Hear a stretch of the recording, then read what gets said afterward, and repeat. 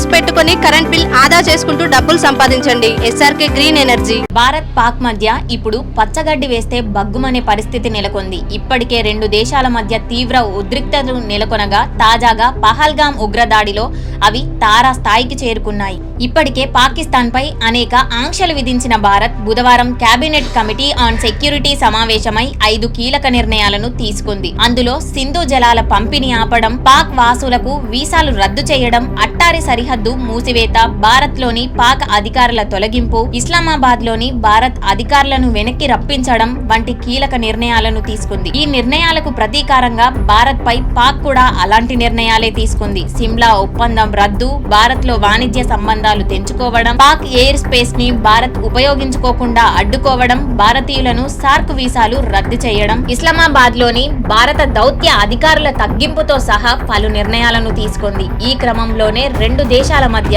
యుద్ధ వాతావరణం నెలకొంది. భారత్ తో పోల్చుకుంటే పాకిస్తాన్ జనాభా పరంగా, సైనిక పరంగా, ఆయుధాల పరంగా, ఆర్థిక పరంగా, రాజకీయ పరంగా, అంతర్జాతీయ సహకారం పరంగా అన్ని రంగాల్లో వెనుకబడే ఉంది. ఇప్పటికే అడుక్కు తినే స్థాయిలో ఉన్న పాకిస్తాన్ భారత్ తో యుద్ధానికి వస్తే ఇంకా పాతాళానికి పడిపోతుందనే విషయం తెలిసినా కూడా ఆ దేశం కవ్వింపు చర్యలకు దిగుతూనే ఉంది. విదేశీ మారక నిల్వలు పూర్తిగా అడుగంటిపోయి రోజు గడవాలంటే విదేశీ సంస్థలు, అంతర్జాతీయ సంస్థల వద్ద చేతులు చాచి అడుక్కుంటోంది. పాక్ ఆర్థిక వ్యవస్థ తీవ్ర పతనావస్థలో ఉంది. మరోవైపు అంతర్గతంగా పాక్ లో అనేక రాజకీయ వేర్పాటువాద సవాళ్లు ఉన్నాయి. ప్రభుత్వం, సైన్యం మధ్య కూడా సఖ్యత లేదు. ఒకవైపు ప్రత్యేక దేశం కోసం ఎప్పటి నుంచో డిమాండ్ చేస్తున్న బులిచిస్తాన్ ఇటీవల కాలంలో పాక్ కు పెద్ద తలనొప్పిగా మారింది. ఇలాంటి సమయంలోనే భారత్ తో యుద్ధం అంటే పాకిస్తాన్ ఇంకా నష్టపోవాల్సిన పరిస్థితి ఉంటుంది. మరోవైపు సైనిక పరంగా, ఆయుధాల పరంగా, రక్షణ శాఖ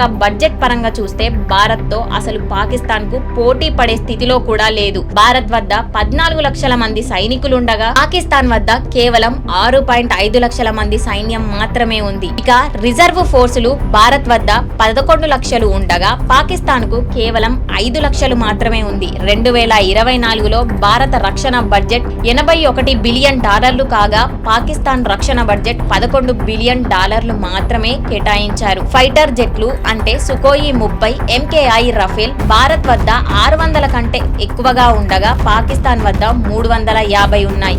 యుద్ధ ట్యాంకులు భారత్ వద్ద 4500కు పైగా ఉండగా పాక్ వద్ద కేవలం 2400 మాత్రమే ఉన్నాయి. నౌక శక్తిలో భారత్ వద్ద ఒక ఎయిర్ క్రాఫ్ట్ క్యారియర్, డిస్ట్రాయర్, సబ్మరైన్లు ఉన్నాయి. కానీ పాకిస్తాన్ వద్ద నౌక శక్తి పరిమిత సంఖ్యలోనే ఉంది. ఇక న్యూక్లియర్ ఆయుధాలు భారత్ వద్ద 160 నుంచి 170 ఉన్నట్లు అంచనా. అదే పాకిస్తాన్ వద్ద 160 నుంచి 165 అణ్వాయుధాలు ఉన్నట్లు అంచనా ఉంది. ఈ ఒక్క అణ్వాయుధాల విషయంలో మాత్రమే భారత్ ను ఢీకొట్టే సత్తా పాకిస్తాన్ కు కనిపిస్తుంది. మిసైల్ శక్తిలో భారత్ వద్ద అగ్ని, బ్రహ్మోస్ వంటి అగ్రశ్రేణి బాలిస్టిక్ క్షిపణులు, క్రూయిజ్ మిసైళ్లు ఉన్నాయి. అదే పాక్ వద్ద షాహిన్, గౌరీ, బాబూర్ మిసైళ్లు ఉన్నాయి. SRK packaged drinking water. ప్రతి బాటిల్లో శుద్ధత, ప్రతి బిందువులో ఆరోగ్యం. మీ ఆరోగ్యమే మా బాధ్యత.